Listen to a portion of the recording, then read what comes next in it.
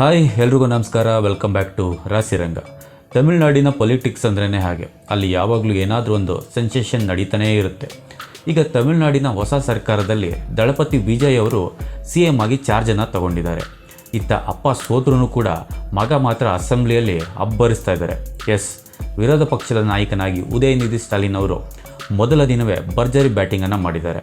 ಆದರೆ ಆ ಬ್ಯಾಟಿಂಗ್ ಮಧ್ಯೆ ಒಂದು ಹಳೆಯ ವಿವಾದವನ್ನು ಮತ್ತೆ ಕೆದಕಿದ್ದಾರೆ.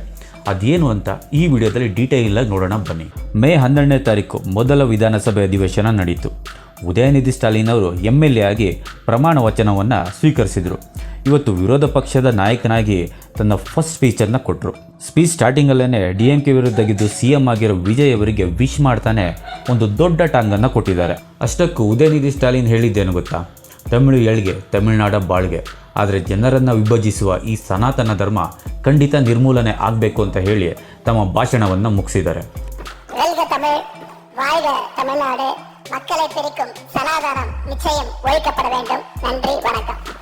ಈ ಮಾತು ಕೇಳಿದ ತಕ್ಷಣ ಇಡೀ ಸದನದಲ್ಲಿ ಒಂದು ಕ್ಷಣ ಸೈಲೆನ್ಸ್. ಇದಕ್ಕೆ CM ವಿಜಯ್ ಅವರು ಕೂಡ ಜಸ್ಟ್ ಕೈ ಮುಗಿದು ರಿಯಾಕ್ಷನನ್ನು ಮಾಡಿದ್ದಾರೆ. ಗೆಳೆಯರೇ, ನಿಮಗೆ ನೆನಪಿರ್ಬೋದು, ಸರಿಸುಮಾರು 3 ವರ್ಷಗಳ ಹಿಂದೆ ಕೂಡ ಉದಯನಿಧಿ ಸ್ಟಾಲಿನ್ ಅವರು ಇದೇ ರೀತಿ ಸ್ಟೇಟ್ಮೆಂಟನ್ನು ಕೊಟ್ಟಿದ್ದರು. ಅವತ್ತು ಸನಾತನ ಧರ್ಮವನ್ನು ಡೆಂಗು, ಮಲೇರಿಯಾ, ಕರೋನಾಗೆ ಹೋಲಿಕೆ ಮಾಡಿದರು. ಇದನ್ನು ನಾವು ವಿರೋಧಿಸೋದಲ್ಲ, ಪೂರ್ತಿಯಾಗಿ ಎರಾಡಿಕೇಟ್ ಮಾಡಬೇಕು ಅನ್ನೋ ಮಾತುಗಳನ್ನ ಉದಯನಿಧಿ ಸ್ಟಾಲಿನ್ ಅವರು ಆಡಿದರು. ಅವತ್ತು ಆ ಮಾತು ಎಷ್ಟು ವಿವಾದವನ್ನು ಮಾಡಿತ್ತು ಅಂತಂದರೆ, ಅಯೋಧ್ಯೆಯ ಒಬ್ಬ ಸ್ವಾಮೀಜಿ ಉದಯನಿಧಿ ಅವರ ತಲೆಗೆ ಬರೋಬ್ಬರಿ 10 ಕೋಟಿ ರೂಪಾಯಿಯ ಇನಾಮನ್ನು ಘೋಷಣೆ ಮಾಡಿದರು.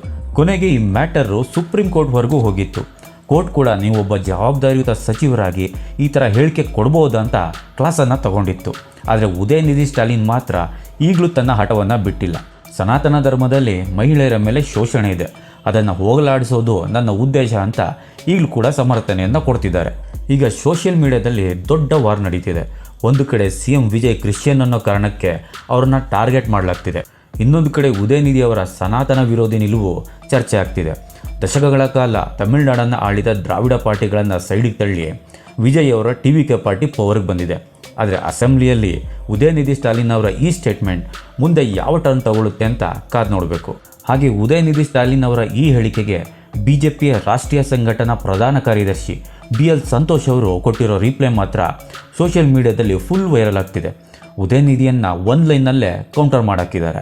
BL ಸಂತೋಷ್ ಅವರು ಇತಿಹಾಸವನ್ನು ನೆನಪಿಸ್ತಾ ಹೇಳ್ತಾರೆ, ಅಲೆಕ್ಸಾಂಡರ್ ಇರಲಿ, ಗೋರಿ, ಗಜನಿ, ಖಿಲ್ಜಿ, ಬ್ರಿಟಿಷರು, ಫ್ರೆಂಚರು ಅಥವಾ ಕಮ್ಯುನಿಸ್ಟರು, ಇವರೆಲ್ಲರಿಗೂ ಸನಾತನ ಧರ್ಮವನ್ನು ಅಳಿಸಲು ಸಾಧ್ಯವಾಗಿಲ್ಲ. ಇನ್ನು ತನ್ನ ಸ್ವಂತ ಕುಟುಂಬದವ್ರನ್ನೇ ಒಪ್ಪಿಸೋದಕ್ಕೆ ಸಾಧ್ಯವಾಗದ ವ್ಯಕ್ತಿಯಿಂದ ಇದು ಸಾಧ್ಯವೇ ಅಂತ ದೊಡ್ಡ ಬಾಂಬನ್ನು ಸಿಡಿಸಿದ್ದಾರೆ. ಇಲ್ಲಿ ಒಂದು ಇಂಟ್ರೆಸ್ಟಿಂಗ್ ಪಾಯಿಂಟ್ ಇದೆ. BL ಸಂತೋಷ್ ಅವರು ಸ್ವಂತ ಕುಟುಂಬಸ್ಥರು ಅಂತ ಹೇಳಿದ್ದು ಯಾರನ್ನ ಗೊತ್ತಾ? ಅದು ಉದಯನಿಧಿ ಸ್ಟಾಲಿನ್ ಅವರ ತಾಯಿ ದುರ್ಗಾ ಸ್ಟಾಲಿನ್ ಅವರ ಬಗ್ಗೆ. ಹೌದು, ಉದಯನಿಧಿ ಸ್ಟಾಲಿನ್ ಅವರು ಸನಾತನ ಧರ್ಮವನ್ನು ಎಷ್ಟೇ ಬೇಡ ಅಂತ ಪಬ್ಲಿಕ್ಕಲ್ಲಿ ಬೊಬ್ಬೆ ಹೊಡೆದರೂ ಕೂಡ ಅವರ ತಾಯಿ ದುರ್ಗಾ ಸ್ಟಾಲಿನ್ ಅವರು ಪರಮ ದೈವ ಭಕ್ತೆ.